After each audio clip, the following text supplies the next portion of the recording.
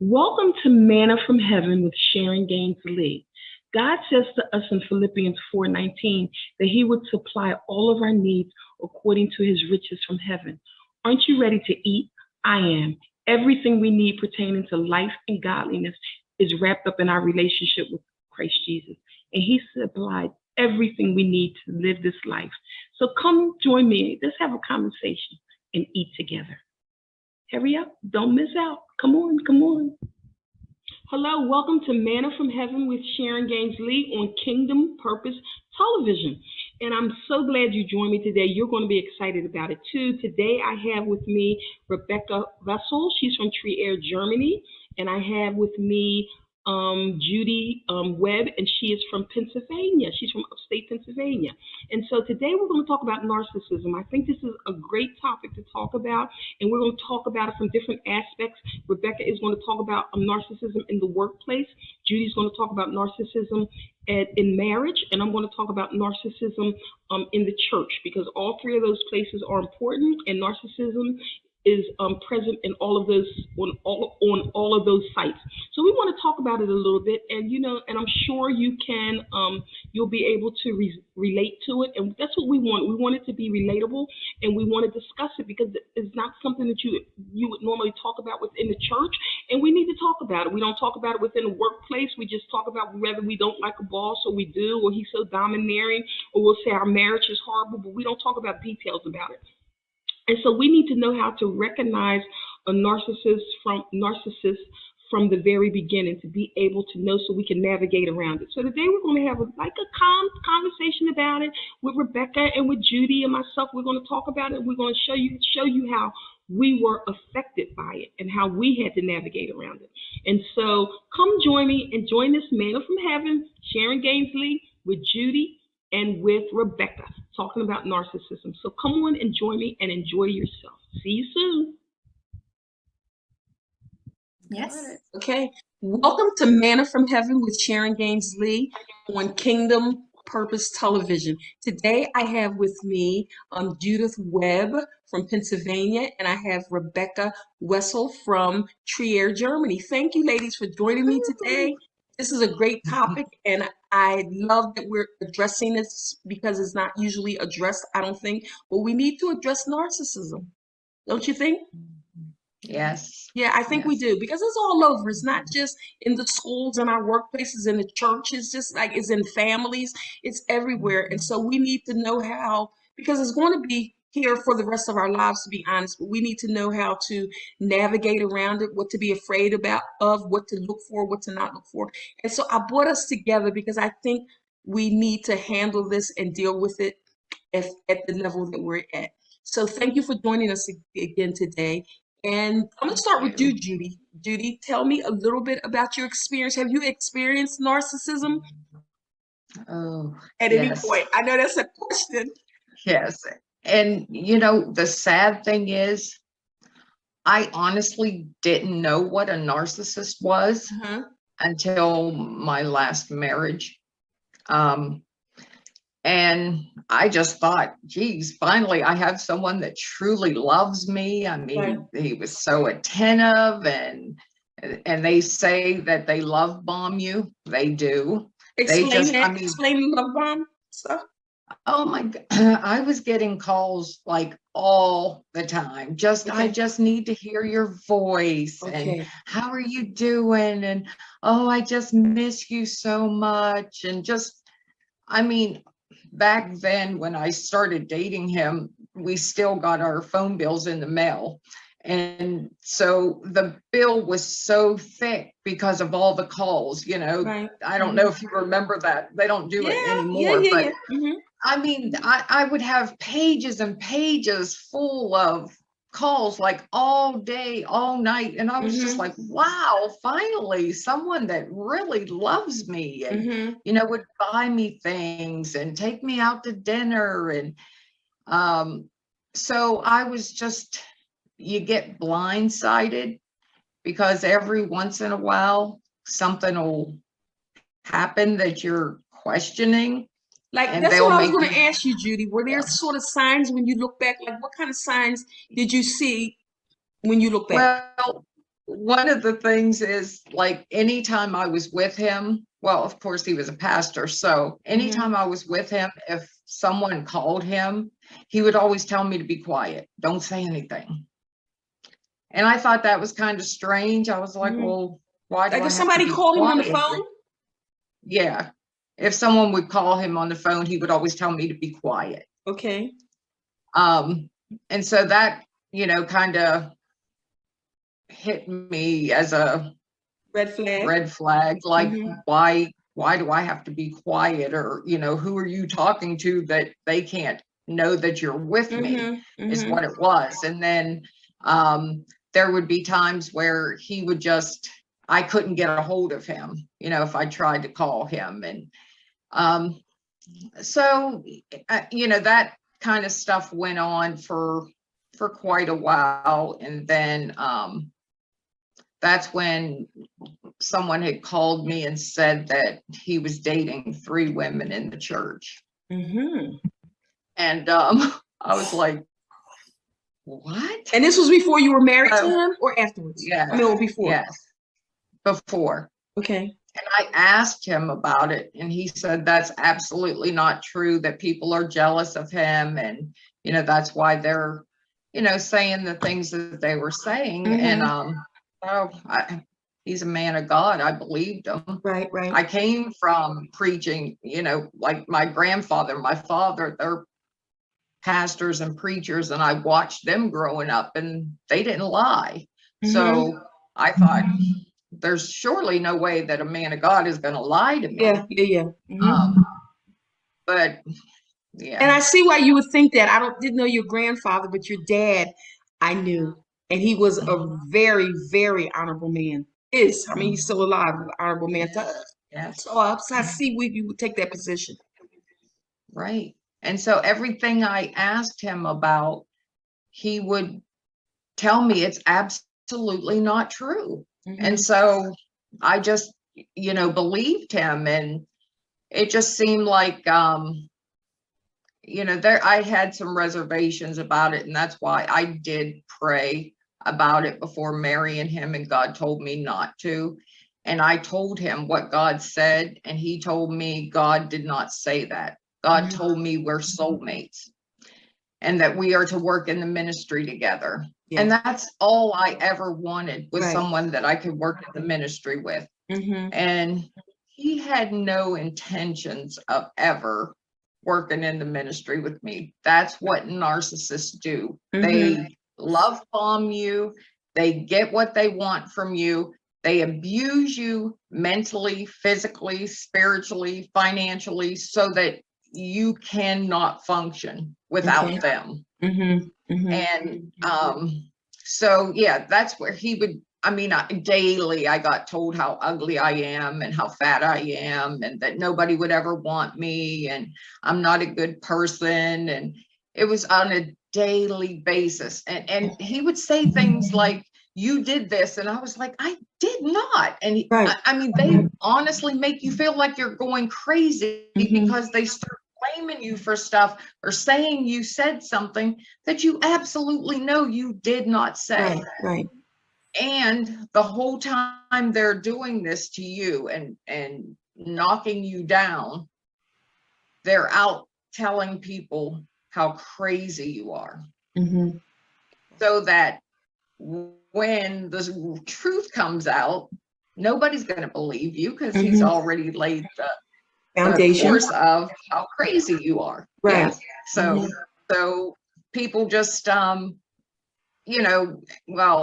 people that associate with narcissists, of course, they won't believe it because he has them so fooled. They have that ability to have, crafty. Behind closed doors, there's someone totally different than who they are in front of people. Right. I mean, I came from a church like that in the town that you're in now, and that pastor he just passed not long ago, but he was very much like that. He could corral people around him, like he was a spiritual leader and nobody else could be like you. They depended on him. And so, and then in the background, he was doing whatever he wanted to do. to his wife, to other people. He was just doing what he wanted to do. And if you don't begin to call that stuff out and call a spade, then it becomes something else. Because he can make you think a spade is an apple. Yep. Yeah, that's true. The art of their craftiness, isn't it? So stay there. Don't go away from that. I want to talk about this some more. So Rebecca Vessel from Trier, Germany. Hello. Hello. Good to see you. Hello. Hey. So what are you up to, Rebecca? Yeah, so I also did make a few experiences, but not with that kind. Well, I know the background from the church, which you have said. We were kind of related with our church somehow. We had the connections.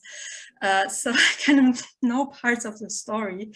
And the sad thing is with the church, we had a very good time. Yeah. We had something like a revival, but then a few years ago, like 2015, we had another split.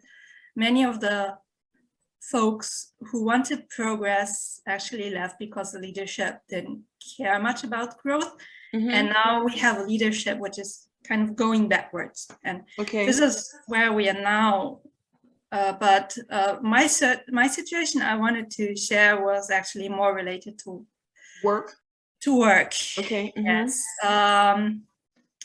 In the workplace, I met people, but it's more like in a sneaky way. So I've had issues, especially with my seniors, with my bosses. So just to give you an example, when I first started in this job, I had this project manager, and he's not this kind of ta-da person. I'm the best.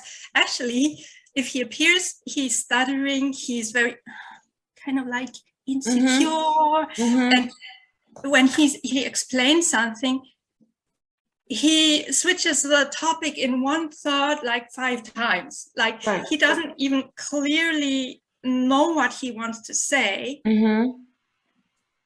But then after talking like for 2-3 hours, he leaves you alone. And I was like, what am I supposed to do now? I was starting, and I really wanted, I was really enthusiastic. I wanted to be good, and I was happy to be in a work, to finally get a paid job and a secure one. And then I'm sitting there, what's supposed to do? And I know I can't think. So I came up with my own ideas, and I started to work in a way, okay, when it's so unspecific, I just start off what comes up to my mind and jump up something. But whatever I did, everything was wrong. And it was not good enough. I didn't say ABC. I told you DEF. So I said, okay. So I went back to my desk, did DEF. I didn't say to DEF, do MNO. And he would zigzag like this all the time. He would constantly give me the feeling that I'm dumb, that everything's wrong, that I don't listen. And then I would try to communicate with him. He would sit on the desk right opposite of me. And I would signal him, he wouldn't respond. I would say his name, he would not respond. I would write him an email. Why do you write an email to me? I'm sitting right opposite of you. So, and stories like this. And then he also started out of the blue saying things like, I make you responsible. I would ask, responsible for what? Yeah, for all the misery in the world, for all the He would say that to you? He would say that. He would. That's not against the law for him to say that at your workplace? Even if there was, nothing much would happen, because that's the worst part of it, was the managing director would cover him, because he's good best friends with him.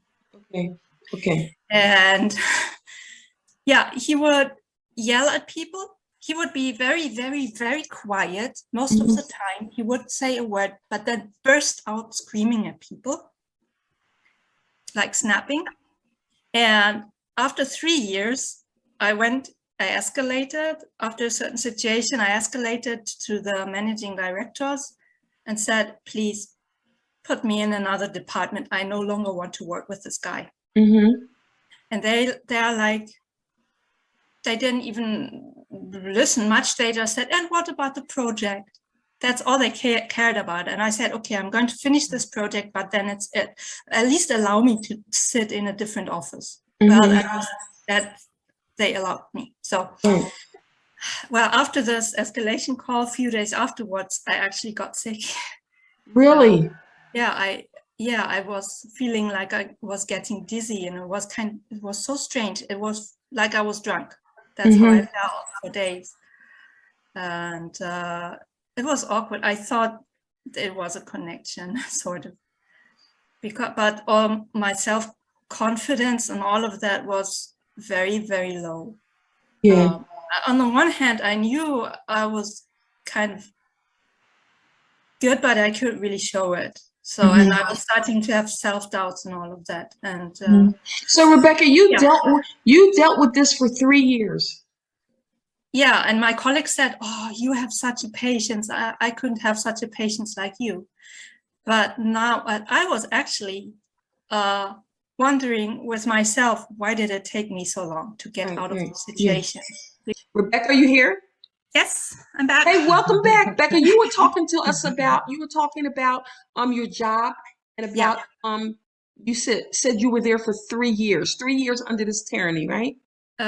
Yeah, for 3 years, and then I got moved to another department. And now, after several years later, earlier this year, they started coming back to me, wanted me to work with this guy again.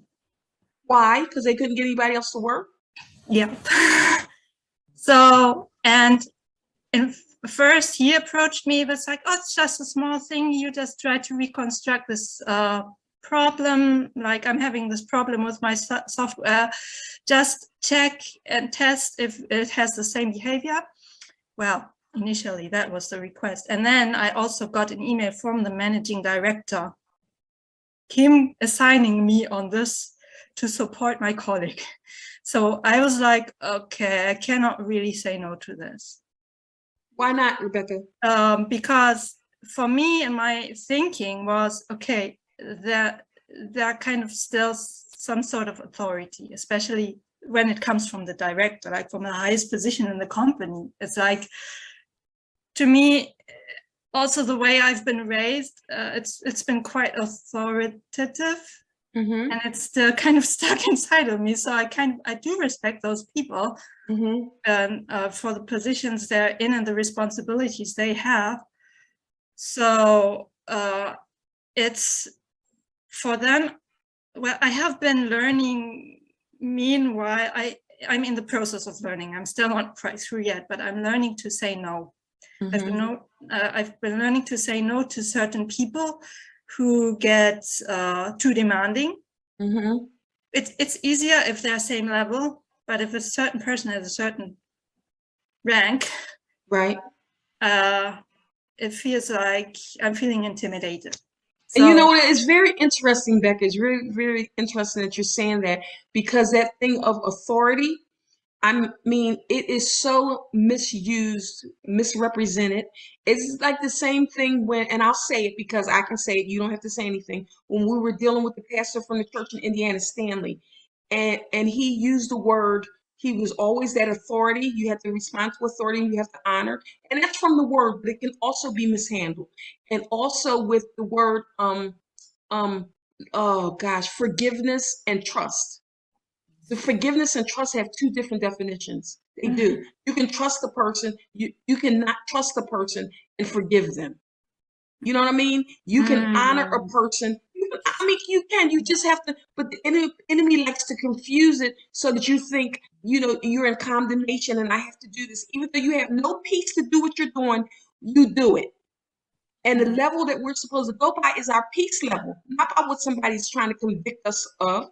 Right? Would you say, Judy? I mean, if somebody else is trying to convict us of something, we're called to walk with God. We're not called to necessarily, and hear what I'm saying, walk with each other first. Our obligation is to God first. And people manipulating that and coming into and trying to put bits and pieces in it, it's manipulation. It's witchcraft. And it is big in the church. It is big. And I want to blow it off the top. I will do it. I can't keep quiet about it because I don't think that what I went through, I don't want it to be wasted. I really, really don't. So at the risk of me offending people, which I'm not deliberately going out to offend. I want to help people. Mm. I'm not in unforgiveness. I love people. I don't want to break people because, I mean, there was a time when I could not talk about this because it was under that umbrella of unforgiveness, even though I would not have said it then, but that's what it was. So I could not talk like I'm talking now. But I love people. I love people enough to know that I'm going to take my chance because I don't want people to go through what I went through. And that's the way you feel about it, Judy, the way you're talking Absolutely. about your marriage is because you said it to me, didn't you? Yes, yes. Yeah, and it's even with you, Rebecca, when you don't have self-confidence, it is honestly like you're wearing a label. You can abuse me. You Mm. can manipulate me. You can talk to me any way you want. And so you have to really work on yourself to get your self-confidence up. Yeah. The highest boss has a boss. They answer to someone. And so you don't have to just take that abuse.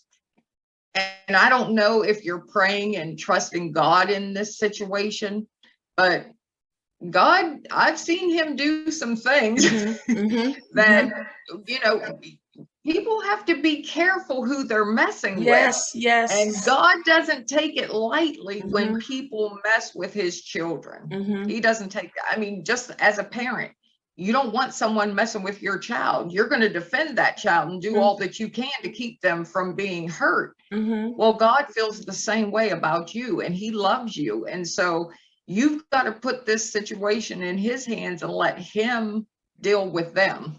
But in the meantime, you do have to speak up for yourself. And I know that it's hard because for years, that's why I suffered so much abuse, because I just took it. Mm. And God doesn't want us to be a doormat where we're just walked I don't know on why we think and that's Christian. Somehow we've convinced ourselves that that's Christian. Like the church has convinced us, the ones who talk, who got the big mouths like me, like you, like you know that there's something wrong with that. No, you have to speak up. You know, Yes. mushrooms need a certain atmosphere to grow in so that they can grow. yes, And Yes. fear needs a certain atmosphere. Yes. right. And here's the thing, I started. And I actually did say something because out of this tiny little request, something bigger came. And I actually went to my senior to ask him because I wasn't sure. Sometimes, you know, the managers don't coordinate among each other.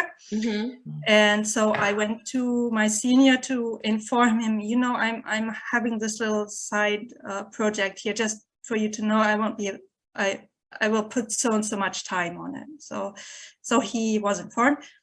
Yeah, and then later on, when he saw how I was doing and what was going on, he actually was one of those nice, understanding guys. You know, oh, you got to see in what kind of situations he is, because the atmosphere around this particular colleague was so dense. You know, he could come in the room, and it's like, don't dare to light a match. Boom. You're right. And you know, but you gotta understand with the situation, his wife divorced him, his children don't want to see him. And in my mind, it was, that's his own responsibility. He's not willing to change his character. No wonder they don't want to stay with him. But I mean, he's with his back against the wall, and isn't this what a Christian's supposed to do? Help the ones in need. And I'm like, hello, excuse Rebecca, me. is that what they would say? Like, yes, Rebecca, that's what they would say? That's what he said. And I'm like, excuse me, I've been here. I feel like trapped now. First of all, there's the big boss assigning me on this. Then it's you coming who wants demanding me to provide a solution for this. And my fear in the back of my head was, when this project fails, because he's so behind the deliveries, that he's just looking for a person to point fingers. Well, it wasn't me, you know, it was my colleagues who were not supportive. Right. And I refused this. So I was actually fighting this. And one way of fighting this, because I didn't really feel hurt, was just sneaking out. Kind of like, and I mean, one tip my senior gave me, you know, he also knows him, and that he could, the way he is, you know, he said, you know, for everything, for what he says, confirm it in written back, and for everything he writes or you exchange in writing, confirm it back verbally. So to have it all settled and communicated and documented, because this guy would try to twist everything. Right, So right. even when I said to him, I'm you know, you initially said it only takes half a day. Now I'm at 3 days. But why are you taking so long just to set up this environment for the coding and all?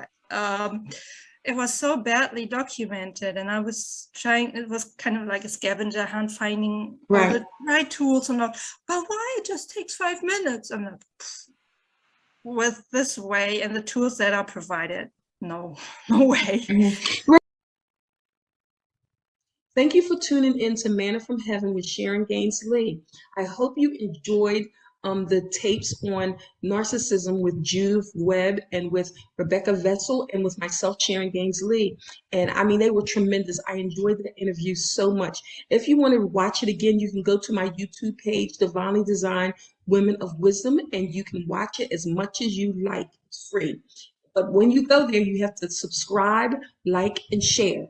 Subscribe, like, and share, because we want to pass it on to people. We don't want to just keep it amongst ourselves. So I want you to subscribe, like, and share. I mean, you're going to give it a thumbs up, not a thumbs down. You can if you want to, but let's give it a thumbs up and listen to it over and over as much as you want. Glean and get as much from it as you can. See you, and join me next week. Join in next week, because we have some terrific topics coming up. So I'll see you there on Manna from Heaven with Sharon Gaines Lee. Bye-bye.